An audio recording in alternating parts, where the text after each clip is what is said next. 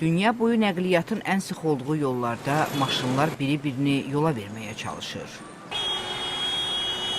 Kamboca, Hindistan və Tanzaniyada velosipedçilərlə piyadalar sürücülərlə rəqabətdədirlər.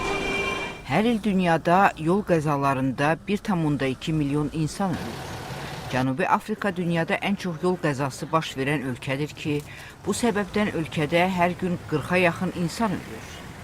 Nelson Mandela'nın nəticəsi Zanani Mandela 3 il bundan əvvəl dünya çempionatı zamanı avtomobil qəzasında ölüb.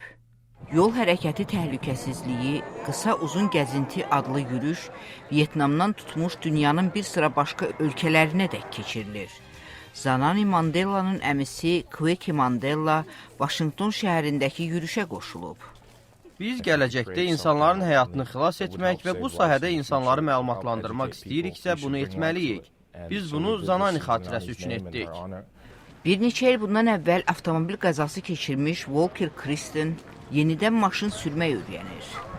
O, insanlara təhlükəsiz sürməyin nəticələrinin necə olduğunu çatdırmaq istəyir. İnsanlar xəsarət alır və ağrı çəkir.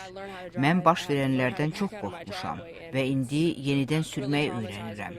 Mən hər dəfə qəza görəndə çox narahat oluram. Birləşmiş Ştatların Nəqliyyat Naziri Ray Lahud ölümlərə yeni səbəblərin də olduğunu deyir. Sürücülərin 86% kəmər taxır, lakin qəzalar əsasən maşın sürərkən mesaj yazmaq, mobil telefonla danışmaq səbəbindən baş verir. Birləşmiş Ştatlarda keçən il avtomobil qəzası səbəbindən ölənlərin sayı çox olub. Lakin bu rəqəm artmaqdadır və hər il qəza səbəbindən ölənlərin sayının 2 milyona çatacağı gözlənilir.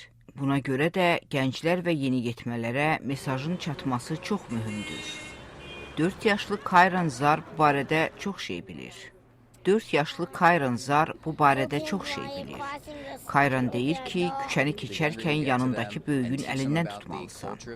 Təhlükəsizlik mədəniyyəti nə qədər erkən aşılansa, bir o qədər vərdiş şəklini alır. Gələcəkdə isə bu adətlər onların öz evladlarına keçir. Vaşinqtondan Nərminə Cəlal qızı, Amerikanın səsi.